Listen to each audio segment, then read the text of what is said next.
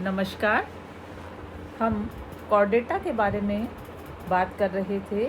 आज इस video lecture में फाइलम कॉर्डेटा के हमने पूर्व में जो अध्ययन किया था रोटोकॉर्डेटा के बारे में, उसी को आगे बढ़ाते हुए आज हम पढ़ेंगे कॉर्डेटा संघ के आधुनिक जंतुओं के बारे में, जिन्हें यूकॉर्डेटा समूह के अंतर्गत अध्ययन किया जाता है। जैसा कि इससे पहले वाले वीडियो लेक्चर में हमने पढ़ा था, कॉर्डेटा संघ के जंतुओं के दो बड़े ग्रुप बने हैं, प्रोटोकॉर्डेटा और यूकॉर्डेटा। प्रोटोकॉर्डेटा यानी साधारण शारीरिक संरचना वाले पृष्ठवंशी जंतु, और उसी में दूसरा ग्रुप जो है वो है यूकॉर्डेटा। यूकॉर्डेटा यानी कि आधुनिक कॉर्डेट संघ के जंतु। आधुनिक से अर्थ है सुव्यवस्थित शारीरिक संगठन की दृष्टि से अधिक विकसित प्रकार के कॉर्डेटा जंतुओं के समूह को यूकॉर्डेट्स कहा जाता है। यूकॉर्डेटा के सामान्य लक्षणों की बात करें, इसके अंतर्गत आने वाले जंतु जो हैं, ये जंतु एक्वेटिक हो सकते हैं, जलीय जंतु होते हैं, इसके साथ साथ स्थलीय और टेरेस्ट्रियल भी होते हैं। अधिकांशतः जंतु जो यूकॉर्डेटा को बिलोंग करते हैं वो लार्ज साइज्ड एनिमल्स होते हैं।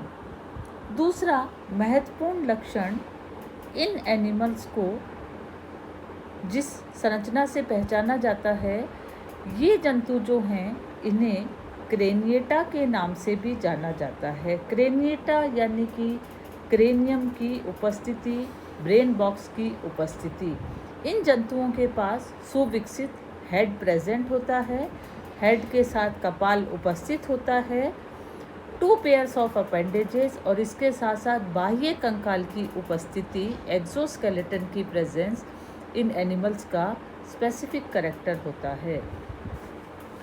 इन एनिमल्स में पाई जाने वाली सीलोम या देह गुहा जो है वो शाइजोसिलिक टाइप की होती है, अर्थात मीजोडर्म जो स्तर होता है उसकी स्प्लिटिंग के द्वारा यहाँ पर सीलोम जो होती है उसकी स्ट्रक्चर का डेवलपमेंट में मदद मिलती है। बॉडी के डॉर्सल सरफेस पर मिलने वाला कॉर्डेटा का टिपिकल कैरेक्टर नोटोकॉर्ड यहाँ उपस्थित होता है। नोटोकॉर्ड या तो कवर्ड स्ट्रक्चर के रूप में होता है या फिर इसको रिप्लेस कर दिया जाता है वर्टिब्रल कॉलम के द्वारा। स्कल और क्रेनियम का सुविकसित होना विशिष्ट लक्षण, जिसके कारण इन्हें क्रेनिएटा के नाम से भी जाना जाता है। इन एनिमल्स में हार्ट प्रेजेंट जो होता है ज़्यादातर 2 चैम्बर्ड, 3 चैम्बर्ड या 4 चैम्बर्ड हार्ट एडवांस स्टेज के रूप में यहाँ उपस्थित होता है। सामान्यतः सभी जंतुओं में मेल और फीमेल एनिमल्स अलग होते हैं, सेक्सेस सेपरेट होते हैं, केवल और केवल लैंगिक जनन पाया जाता है। यहाँ पर रिप्रोडक्टिव सिस्टम में गोनोडक्ट्स हमेशा प्रेजेंट होती हैं। डेवलपमेंट के हिसाब से देखा जाए तो ये जो जंतु होते हैं इनमें प्रत्यक्ष या अप्रत्यक्ष परिवर्धन दोनों ही प्रकार की प्रक्रियाएं मिलती हैं, अर्थात कुछ जंतुओं में लार्वा अवस्था भी उपस्थित होती है। तो बच्चों, ये था यूकॉर्डेट जंतुओं के कुछ सामान्य लक्षणों का एक संक्षिप्त परिचय। फिर से याद रखिए, यूकॉर्डेटा मॉडर्न कॉर्डेट्स क्रेनिएटा के नाम से भी जाने जाते हैं। क्रेनियम और ब्रेन बॉक्स की उपस्थिति, स्कल की उपस्थिति इन जंतुओं का विशिष्ट लक्षण। प्रोटोकॉर्डेटा की तुलना में अधिक विकसित प्रकार के शारीरिक संगठन की दृष्टि से ये जंतु होते हैं। ये एक डायग्राम यहाँ पर आप देख रहे हैं, जिसके बारे में हम आगे बात करने जा रहे हैं। ये कुछ यूकॉर्डेटा में आने वाले जंतुओं के माउथ का स्ट्रक्चर है। सर्कुलर माउथ ये यहाँ दिखाई दे रहा है, और इसके साथ साथ इसके ऊपर टीथ लाइक स्ट्रक्चर्स यहाँ पर प्रेजेंट होते हैं। सर्कुलर माउथ और इसके साथ साथ दांतों की उपस्थिति, लेकिन यहाँ पर जबड़ों का अभाव हमें दिखाई दे रहा है।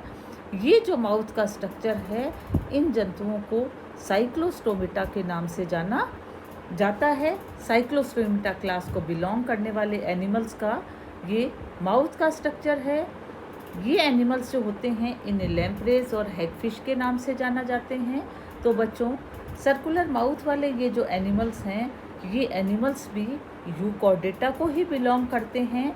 लेकिन ये जो यूकॉर्डेटा या आधुनिक कॉर्डेट्स जो हैं, इनके फिर से 2 छोटे समूह और बनाए गए हैं। पहले समूह का नाम है एग्नाथा। ए मतलब अनुपस्थित।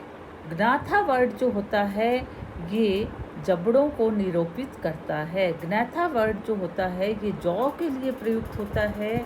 और हमने इससे पहले जो चित्र देखा वो उन्हीं एनिमल्स का डायग्राम था, उन्हीं एनिमल्स की पिक्चर थी माउथ की, जो एग्नाथा समूह को बिलोंग करते हैं, यानी कि जॉलेस एनिमल्स। एग्नाथा का मतलब है ऐसे जंतु जिनमें माउथ प्रेजेंट होता है लेकिन जबड़े उपस्थित नहीं होते हैं। तो यूकॉर्डेटा में आने वाले जो एनिमल्स हैं, इनके फिर से 2 समूह बन गए। एक एनिमल्स वो हैं जिन एनिमल्स में जबड़ों का अभाव होता है, जिन एनिमल्स को जॉलेस एनिमल्स के नाम से जाना जाता है। नीचे जो टर्म हमने लिखी है वो है ग्नैथोस्टोमेटा। ग्नैथो यानी कि जबड़ों की उपस्थिति, स्टोमेटा यानी कि माउथ की ओपनिंग। तो ऐसे जंतु जिन जंतुओं के अंदर माउथ वाले हिस्से के अंदर जॉज प्रेजेंट होते हैं। तो पहले बात करते हैं एग्नाथा समूह के जंतुओं की। अकॉर्डिंग टू नेम, यहाँ पर ये एनिमल्स जॉलेस एनिमल्स हैं। जॉज यहाँ पर एब्सेंट होते हैं। जबड़ों की अनुपस्थिति इनका विशिष्ट लक्षण होता है। पेयर्ड फिन्स यहाँ पर जनरली प्रेजेंट नहीं होते हैं। देखने में मछली के समान जंतु हैं, पानी में रहते हैं, लेकिन इसके साथ साथ तैरने के लिए यहाँ पर पेयर्ड फिन्स की प्रेजेंस इन एनिमल्स में नहीं मिलती है। दूसरा महत्वपूर्ण कैरेक्टर जो हमने अभी डायग्राम में देखा, दे हैव ए साइक्लोस्टोमेटिक यानी सर्कुलर टूथ माउथ प्रेजेंट होता है। सर्कुलर माउथ है, दांत उपस्थित हैं लेकिन जबड़ों का अभाव होता है। अगला महत्वपूर्ण लक्षण एग्नाथा समूह का, इन जंतुओं में स्केलेटन आंतरिक कंकाल उपस्थित होता है, लेकिन ये कार्टिलेज का बना हुआ होता है, उपास्थि का बना हुआ होता है, बोनी स्ट्रक्चर नहीं होता है। अगला महत्वपूर्ण लक्षण, पानी में रहने वाले जंतु, मछलियों के समान जंतु श्वसन क्रिया को संपादित करने के लिए जो स्ट्रक्चर प्रेजेंट होते हैं वो स्ट्रक्चर गिल पाउचेस होते हैं। गिल पाउचेस का नंबर फिक्स होता है, संख्या में 7 जोड़ी और 7 से लेकर के कुछ अधिक जोड़ी गिल स्लिट्स या गिल पाउचेस यहाँ प्रेजेंट होते हैं जो रेस्पिरेशन के फंक्शन को परफॉर्म करते हैं। ये एनिमल्स जो होते हैं एक लिंगी भी होते हैं, इसके साथ साथ उभयलिंगी जंतु भी इस कैटेगरी में आते हैं। एग्नाथा समूह के जो जंतु हैं इनमें एक क्लास होती है साइक्लोस्टोमेटा, उसमें पाए जाने वाले एनिमल्स जो हैं उनके एग्जाम्पल्स में पैट्रीमाइजोन और मिक्साइन होती है, लैम्प्रेज और हैगफिश जिन्हें कहा जाता है। और इन जंतुओं की शारीरिक संरचना का डिटेल स्टडी, विस्तृत अध्ययन हम आगे की क्लासेस में करेंगे। ये था एग्नाथा समूह के जंतुओं का एक संक्षिप्त विवरण। टर्मिनोलॉजी याद जरूर रखनी है, एक्रेनिएटा एंड क्रेनिएटा, एग्नाथा एंड ग्नैथोस्टोमेटा। तो एग्नाथा जॉलेस एनिमल्स। अब बात करते हैं ग्नैथोस्टोमेटा को बिलोंग करने वाले एनिमल्स की। अकॉर्डिंग टू नेम, सुविकसित जबड़ों की उपस्थिति इन जंतुओं का विशिष्ट लक्षण होता है। 2 सुविकसित प्रकार के जबड़े यहाँ पर माउथ में प्रेजेंट होते हैं। दूसरा महत्वपूर्ण लक्षण, इन जंतुओं के पास पेयर्ड फिन्स होते हैं। एक्वेटिक एनिमल्स, फिशेस में फिन्स प्रेजेंट होते हैं। टेरिस्ट्रियल एनिमल्स के अंदर 2 पेयर ऑफ जॉइंटेड अपेंडेजेस की उपस्थिति इनका विशिष्ट लक्षण है। तीसरा महत्वपूर्ण लक्षण जो एग्नाथा से इन्हें विभेदित करता है, इन जंतुओं के पास जो कंकाल या स्कल उपस्थित होता है, कैल्सिफाइड बोनी स्कल यहाँ पर प्रेजेंट होता है।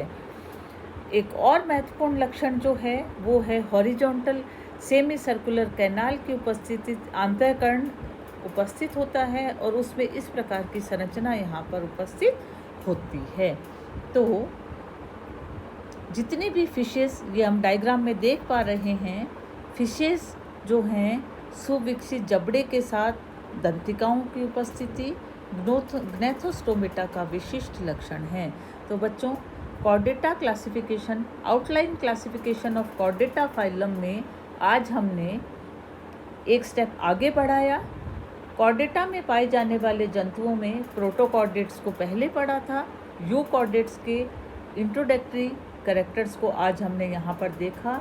यूकॉर्डेटा में दो ग्रुप, एग्नाथा एंड ग्नैथोस्टोमेटा।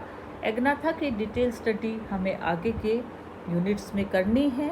ग्नैथोस्टोमेटा के जबड़े वाले जंतुओं के, जॉड एनिमल्स के कुछ सिंपल कैरेक्टर्स जो एग्नाथा और ग्नैथोस्टोमेटा को डिफ्रेंशिएट करते हैं, वो आज के इस वीडियो लेक्चर में हमने डिस्कस किए हैं।